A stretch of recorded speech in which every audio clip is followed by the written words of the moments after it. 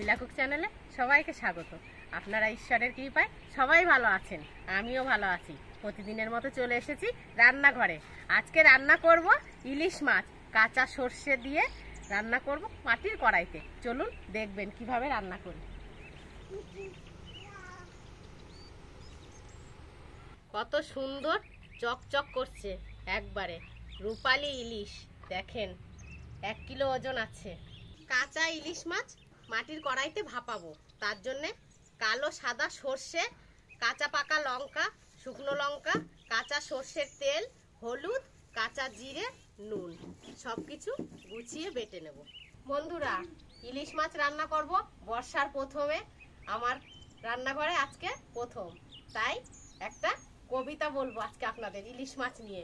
2 line লিখছি।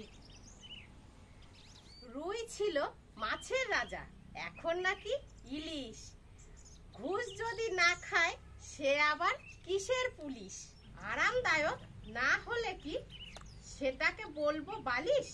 আমি গায়ের মানুষ, একটু আধটু ভুল বললেও যেন করো না কো নালিশ। তাই তো এখন বলছে সবাই মাছের রাজা ইলিশ।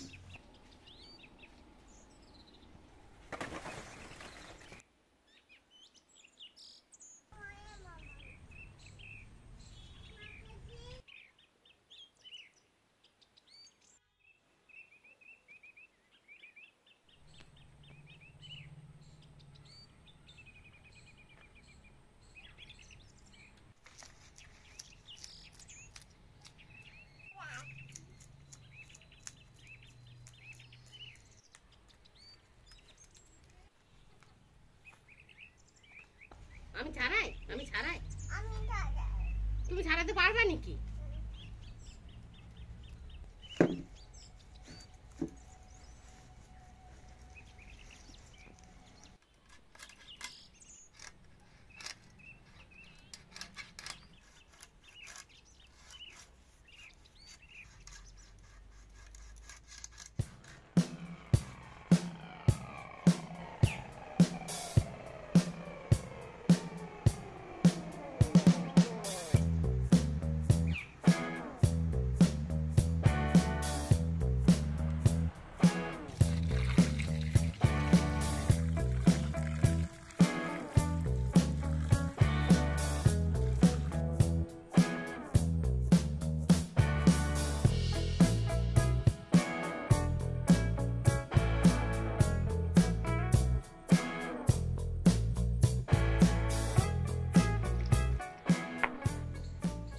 গোটা জিরে,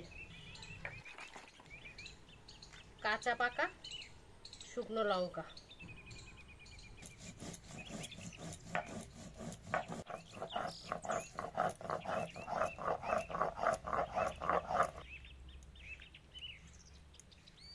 রূপালি ইলিশ রান্না করব। সাদা কালো সর্ষে বেটে নেব।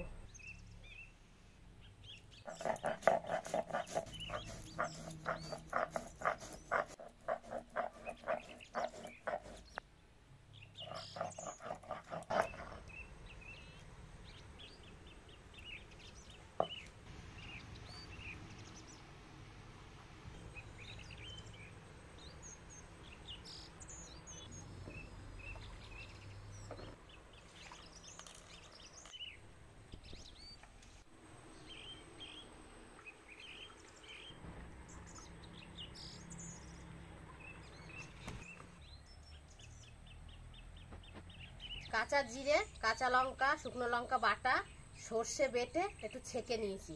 এর ভিতরে দিয়ে দেবো স্বাদ মতন লবণ, পরিমাণ মতন হলুদ, কাঁচা সর্ষের তেল। মশলাটা ভালোভাবে মাখায়ে নেব। মাছ দেওয়ার আগেই মশলা এত সুন্দর মাখানো হয়ে গেছে। মাখানো মশলা কড়াইয়ের ভিতর ঢেলে দেবো। মাখানো মশলা কড়াইতে দিয়ে দিচ্ছি। এইবারে মাছ দিয়ে দেবো।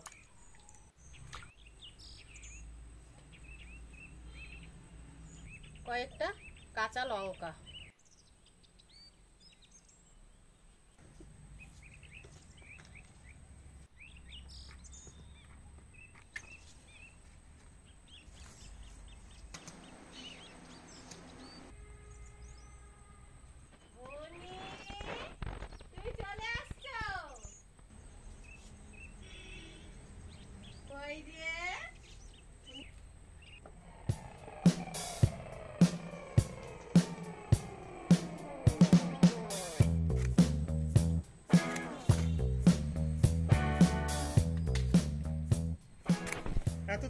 হয়ে গেল?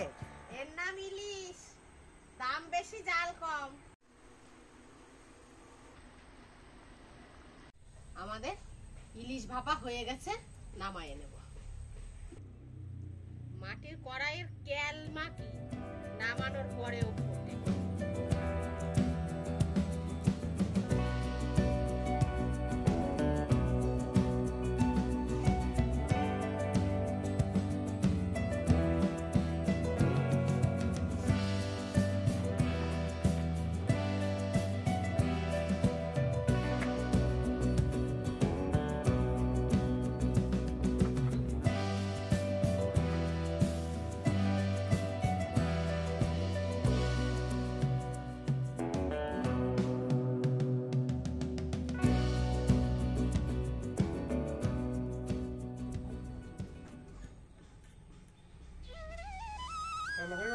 হ্যাঁ, হয়েছে রান্না।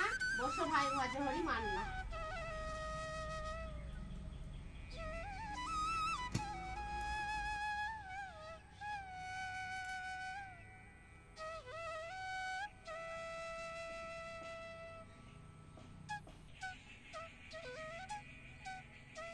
মাছের রাজা ইলিশ, ঘুষের রাজা পুলিশ, খেয়ে করো নালিশ।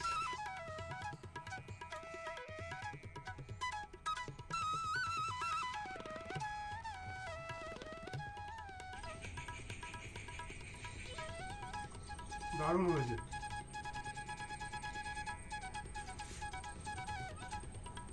প্রথম থেকে শেষ পর্যন্ত রান্নাটা দেখার জন্য ধন্যবাদ।